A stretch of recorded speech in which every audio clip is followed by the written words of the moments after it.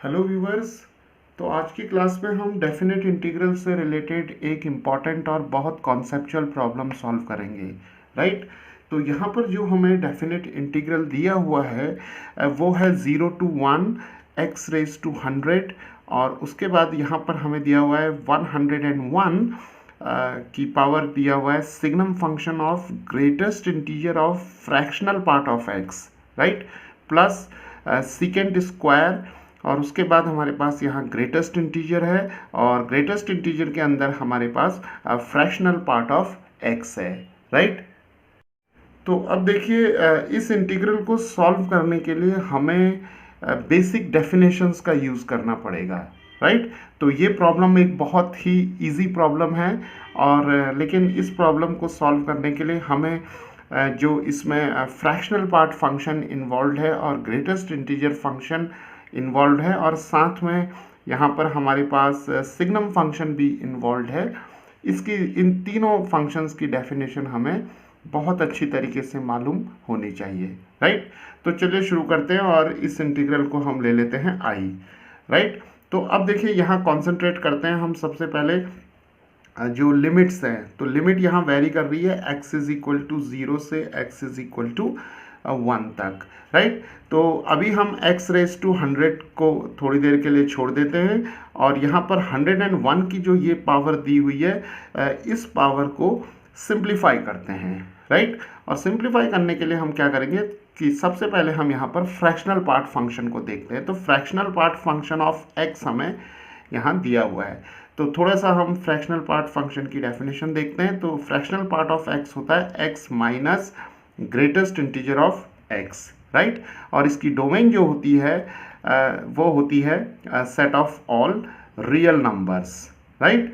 तो डोमेन यहाँ पर हो जाएगी set of all real numbers, लेकिन जो रेंज है इस फ्रैक्शनल पार्ट फंक्शन की वो होगी 0 से 1 तक। राइट। तो फ्रॉम 0 to 1 और यहाँ पर ये क्लोज्ड होगा 0 पर। तो हम इसे ऐसे भी लिख सकते हैं कि फ्रैक्शनल पार्ट ऑफ x जो होगा it lies between 0 and 1। Right. तो अब देखिए इस प्रॉब्लम को सॉल्व करने के लिए हमें इस रेंज को बहुत अच्छी तरीके से देखना होगा। तो देखिए जो रेंज है वो 0 और 1 के बीच में है। राइट। तो फ्रैक्शनल पार्ट ऑफ x की जो रेंज है 0 to 1 है। तो अगर हम फ्रैक्शनल पार्ट फंक्शन का ग्रेटेस्ट इंटीजर निकालेंगे, राइट, तो ये क्या आ जाएगा, 0 आ जाएगा। Right. Because fractional part of x की वैल्यू क्या है, 0 और 1 के बीच में है। राइट। तो मान लेते हैं थोड़ी देर के लिए अगर फ्रैक्शनल पार्ट ऑफ x जो है वो 0.5 होता तो क्या होता, हमारे पास ग्रेटेस्ट इंटीजर ऑफ 0.5 जो होता वो 0 होता। राइट। तो ये पॉइंट इंपॉर्टेंट है यहाँ पर कि greatest integer of fractional part of x जो होगा वो 0 हो जाएगा। राइट। तो चलिए अब हम जो यहाँ पर इंटीग्रल दिया हुआ है इस इंटीग्रल को सिंप्लीफाई करते हैं यहाँ पर इस रिजल्ट को यूज़ करते हुए। तो हमारे पास लिमिट्स हो जाएंगी 0 to 1 x raise to 100 and 101 raise to signum function of, यहाँ पर देखिए इसकी जगह 0 आ जाएगा हमारे पास, तो यहाँ हम 0 लिख लेंगे और plus second square of 0। Right. तो यहाँ पर भी greatest integer of fractional part of x जो होगा वो 0 आ जाएगा और यहाँ पर dx हो जाएगा। राइट। तो चलिए अब यहाँ पर देखिए हमारे पास सिग्नम ऑफ 0 आ गया। तो सिग्नम फंक्शन की डेफिनेशन क्या होती है, सिग्नम ऑफ x जो है वो +1 होता है when x greater than 0 and signum of x takes the value 0 whenever x is equal to 0 और signum of x जो होता है वो -1 होता है अगर x की वैल्यू लेस देन 0 हो। तो यहाँ पर देखिए सिग्नम ऑफ 0 है तो सिग्नम ऑफ 0 की वैल्यू जो हो जाएगी वो 0 आ जाएगी। राइट। और सेकेंड स्क्वायर 0 की वैल्यू सेकेंड 0 जो होगा वो हमारे पास 1 हो जाएगा। राइट। तो अब देखिए इंटीग्रल हो जाएगा 0 to 1 x raise to 100 101 raise to signum of 0 जो होगा वो 0 हो जाएगा। यहाँ पर signum of 0 is equal to 0, so here we have 0 plus secant square 0 1 square and 1 square is 1, तो हमें मिल जाएगा 0 to 1 x raised to 100 और ये आ जाएगा 101 की पावर 1, राइट। तो ये हो जाएगा 101, राइट।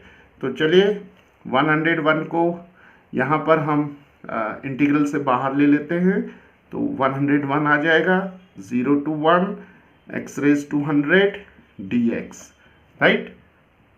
तो अब हमारे पास यहाँ पर x raised to 100 का इंटीग्रल जो हो जाएगा वो 101 over 101 हो जाएगा और लिमिट्स आ जाएंगी 0 to 1, राइट। तो यहाँ पर अब हम 101 और x की वैल्यू पहले 1 रखेंगे, फिर x की वैल्यू 0 रखेंगे और डिफरेंस ले लेंगे। तो देखिए हमें मिल जाएगा 1 raised to 101 over 101 माइनस 0 आ जाएगा, राइट। तो जब x की वैल्यू 0 रखेंगे तो यहाँ पर 0 आ जाएगा। तो अब हमें यहाँ पर मिल जाएगा इंटीग्रल i 101 और ये आ जाएगा 1 over 101, राइट। और 101 और 101 कैंसिल हो जाएगा तो हमें मिल जाएगा 1, राइट।